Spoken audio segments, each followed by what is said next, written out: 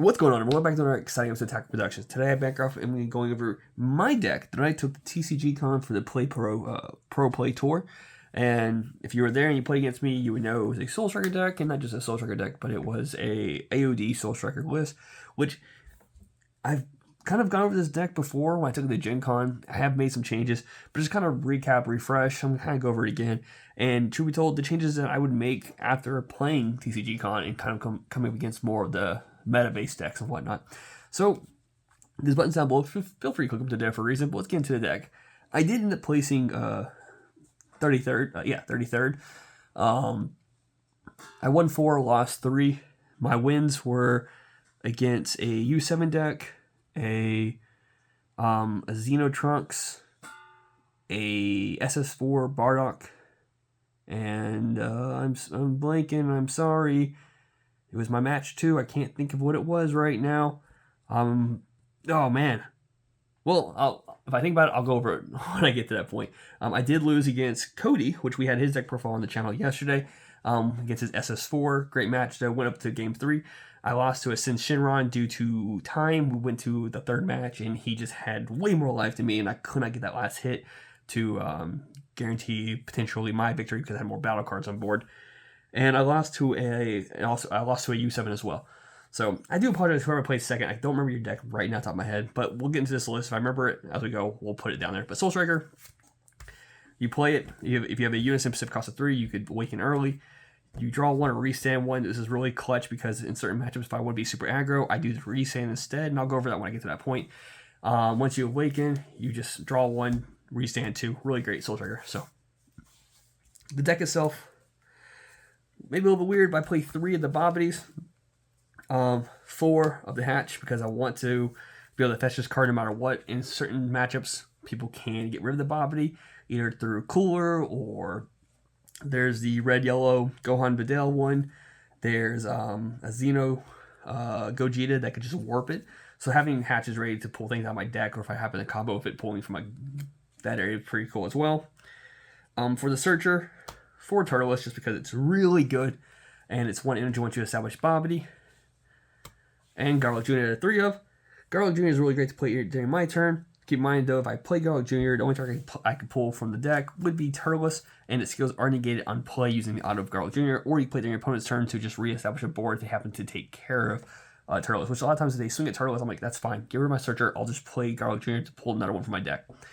The play, though, is that if you go second, or however you work it out, you can, if you go second, you pay the Bobbity, you swing at the leader, you restand the energy, you pay 1 for Garlic to play it to the board, you play the Turles from there, because it doesn't specify whose turn. As long as you play this card, you play up to 1 Agent of Destruction, energy cost of 2, that's not this card, and then you have potentially 3 strikes of just 1 energy, which is really cool.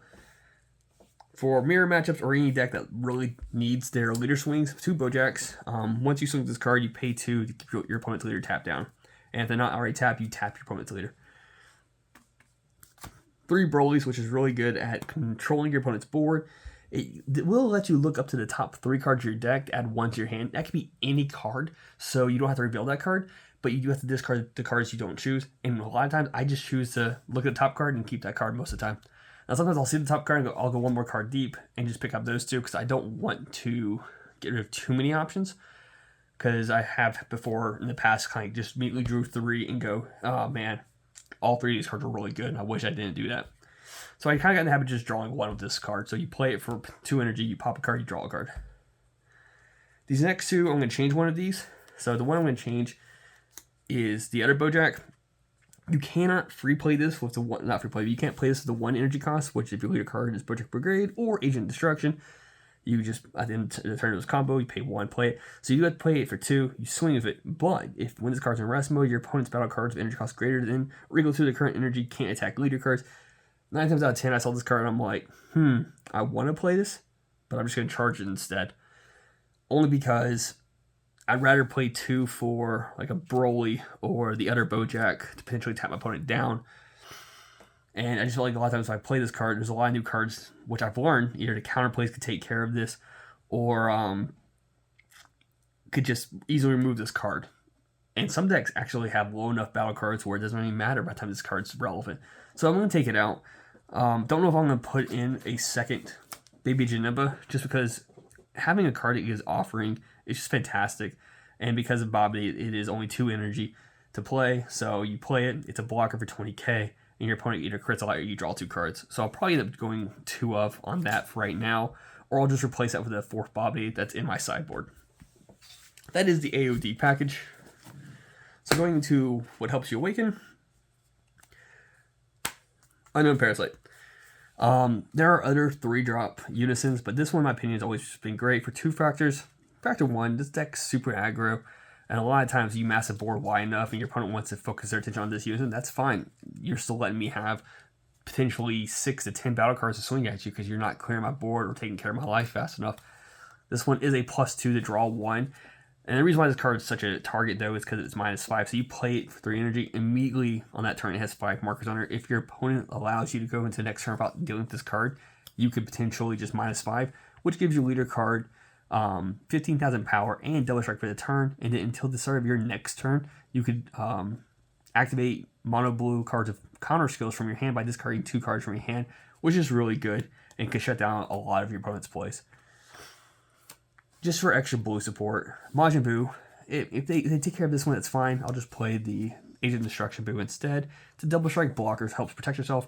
It has a plus or minus where it allows you to draw a card, and then at the start of your opponent's next main phase, you reset this card and 1 energy. So it just helps keep blue do what blue does best, which is energy manipulation. -1, when your opponent attacks a battle card, you could remove a marker, choose one of your opponent's battle cards, put it at the bottom of your opponent's deck. It doesn't have to be the attacking card. It could be another card, whatever. But then, as Carl says, it's also a blocker, so it potentially stops 2 attacks in 1 turn. You just can't go wrong with that, especially if you play it and immediately swing for your leader to reset the energy you just used. 3 Senzu Beans, because it's just energy manipulation. 4 Dimension Magics, it's a great negate that will restand 2 energy for you to do more cooler stuff down the road.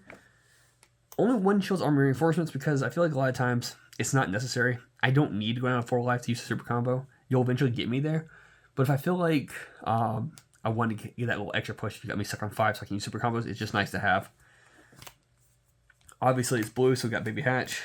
It's just one of the better negates in the game. Pretty much if you get this card on the board, or once you activate its negate, it's over. Your opponent can't attack anymore because it's part of the counter attack, which is pretty cool. When my opponent tries to flight control me, I have 2 Desperate Measures. So if opponent plays a battle card which costs 2 or less, it's returned to their owner's hand.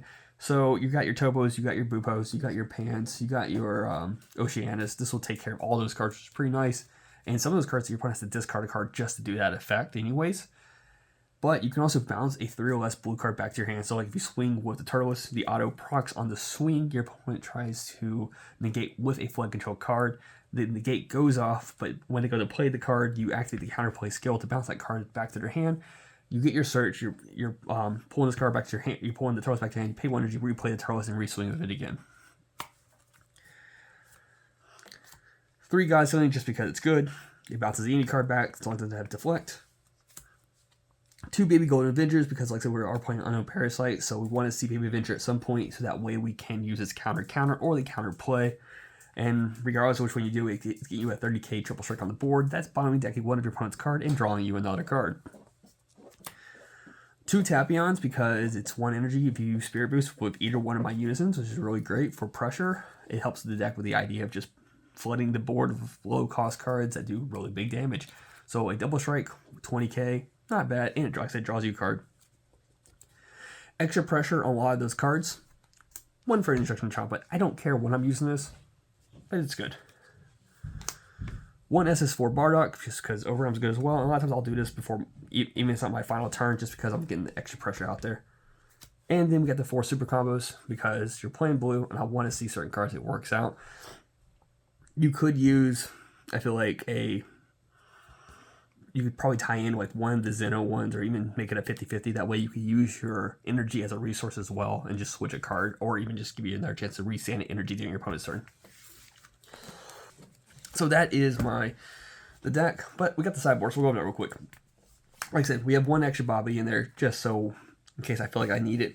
I did have 3 or 4 times throughout the, like I said, 21 games I played almost, maybe, no, like 20 games I played, where I didn't see a Bobby or Hatch turn 1. So This will most likely be replacing that Bojack from earlier and just making it 4/4.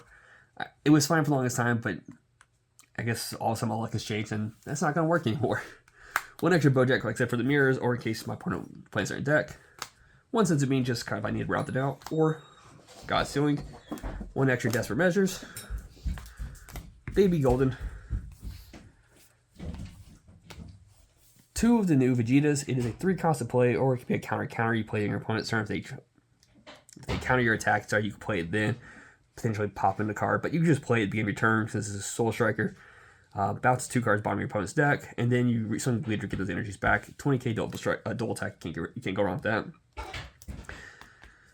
For the aggros, we got Oceanus, which just helps control that. For our hand control, play 2 Deborahs. Didn't come across that. Tributal, don't even think I need that really anymore. 1 Secret Identity, just in case I need to clear up problems. And 2 Dark Power Black Massanians, just to take care of, you know, Vegeta Trunks. Really strong against that. So, that is my sideboard for my AOD Soul Striker. Hope you all enjoyed. Keep in mind, there's buttons down below and on the screen. And like always, read your cards, know your place. Full off out.